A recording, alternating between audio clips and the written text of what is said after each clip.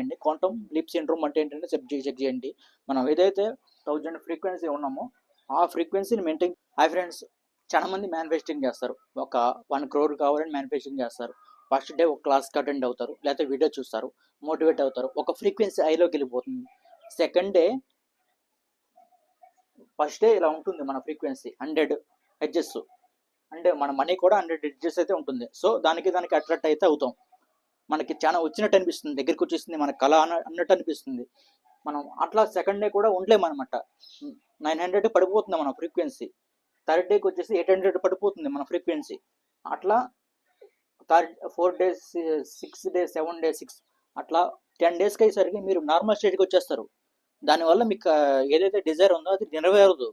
So మీరు ఎవరైతే coach ఉన్నారో, ఎవరైతే మెంటర్ ఉన్నారో వాళ్ళతో అలైన్ అయిపోవాలి. మీరు 21 days అయితే కోర్స్ తీసుకోవాల్సింది ఖచ్చితంగా. అది మీకు ఎక్కడ తీసుకుంటారు అవన్నీ అనవసరం. అయ్యి మీకు మెంటర్ అయితే ఉండాలి. అప్పుడు మాత్రమే మేనిఫెస్టింగ్ అయ్యిద్ది. మీరు వీడియో చూస్తుంటే 21 days ఇది ప్రాక్టీస్ చేస్తూనే ఉండాలి. మేము సోలోగా చేసుకున్నామంటే సోలోగా చేసుకునే వాళ్ళు కూడా ఇట్లా చేస్తూ ఉండాలి. మీకు వచ్చిద్దా రాదా అనేది సెకండ్ థింక్. మీరు ఆ ఫ్రీక్వెన్సీలో ఉన్నారా లేరా అనేది చెక్ చేసుకోవాలి. సెల్ఫ్ అవేర్నెస్ అనేది ఖచ్చితంగా ఉండాలి ప్రతి ఒక్కరికి. సో మన కాన్షియస్నెస్ అయితే క్రియేట్ చేస్తుంది.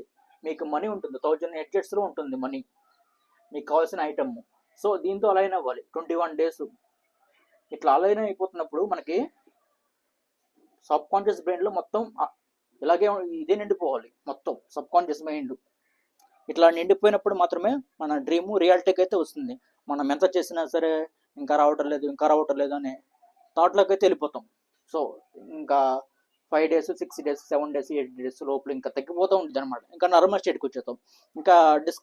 ఇంకా లాస్ట్ కూడా వచ్చేస్తాం. దాన్నే క్వాంటమ్ లీప్ సిండ్రోమ్ అంటారు. క్వాంటమ్ లీప్ సిండ్రోమ్ అంటారు. సో దీనికి కూడా పేరు కూడా పెట్టారు అనమాట సైంటిఫిక్గా కూడా. మీరు చెక్ చేయండి, గూగుల్లోకి వెళ్ళి చెక్ చేయండి. క్వాంటమ్ లీప్ సిండ్రోమ్ అంటే ఏంటంటే చెక్ చేయండి. మనం ఏదైతే 1000 ఫ్రీక్వెన్సీ ఉన్నామో ఆ ఫ్రీక్వెన్సీని మెయింటైన్ చేస్తూనే ఉండాలి. అయిద్దా అవ్వదని సెకండ్ థింక్. మీరు ఫ్రీక్వెన్సీ మెయింటైన్ చేయలేకపోతున్నారు కాబట్టి మీకు రావట్లా. దట్స్ ఇట్ అనమాట. సో ఇదే ఫ్రెండ్స్ ఈ వీడియోకి. ఇట్లాంటి వీడియోస్ అయితే కోసం మా ఛానల్ సబ్స్క్రైబ్ చేయండి, అట్లాగే లైక్ చేయండి. నా దగ్గర కోచింగ్ తీసుకోవాలనుకుంటే ఇంట్రెస్ట్ ఉన్న వాళ్ళు పర్సన్ టు పర్సన్ నేనైతే కోచింగ్ చేస్తాను. నాకైతే మెసేజ్ చేయొచ్చు కింద వాట్సాప్ నెంబర్కి. Thank you.